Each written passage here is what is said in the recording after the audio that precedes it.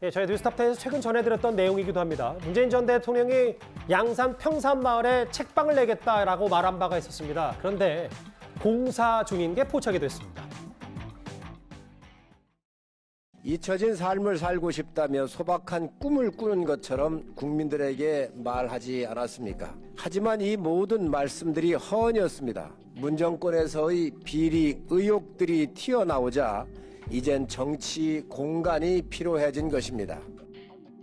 책방을 내신다는 것도 퇴임한 대통령이 동네에 책방하는 게 이렇게 정치적으로 어마어마한 일인가? 이런 생각이 지금 저는 들고 SNS하고 책 추천하고 산에 갔던 얘기하고 이게 상당히 두렵고 걱정되고 일종의 민주당이나 이런 쪽의 어떤 결집을 하기 위한 행동인가? 그렇게 봐야 되나?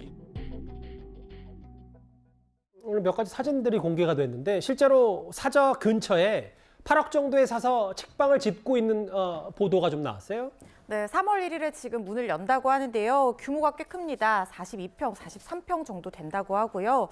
지금 기존 본체에 더해서 이 전집주인이 불법 증축했다가 매입 직전에 합법 건축물로 바꾸니 황토방까지 딸린 마당이 넓은 집이라고 합니다. 농촌에서 이 불법 건축물이 증축이 됐다가 양성화되는 경우는 꽤 많아서 자세한 그 전환 경위는 알려지지는 않았지만 아마 관련한 절차를 밟아서 지금 전환이 된 걸로 보이고요. 예. 지금 찜질방은 마을 사랑방으로 이용을 하고 마당에서는 북 콘서트라든가 마을 연계한 체험 프로그램 이런 것들을 한다고 하는데요. 예. 근데 마을 사람들은 걱정 반 기대 반입니다. 반가워하고 좋아하는 사람들도 있지만 혹시라도 예전처럼 또 문 전 대통령 지지 세력이 이 책방 오픈을 계기로 결집하고 또 반대 세력이 내려오고 해서 소음 집회로 고통받는 것은 아닌지 우려하는 사람들도 있습니다.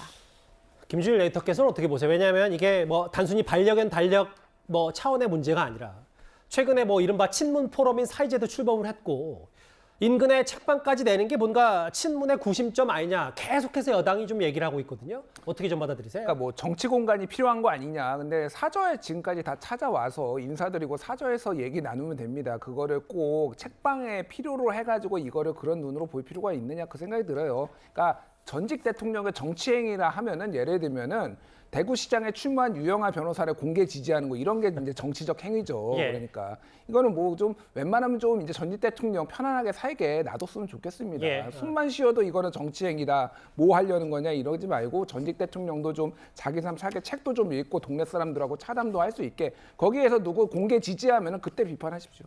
어떤 취지는 알겠는데 또 숨만 쉬어도 비판한다는 또 사실 풍산견 논란은 숨만 쉬었다고 비판한 부분이 아니라 양산을 떠내보내서 또 여러 논란이 있었으니까 그 부분은 팩트는 바로잡는 건 아니지만 제 차원에서 한번 여러 얘기를 좀 했었습니다.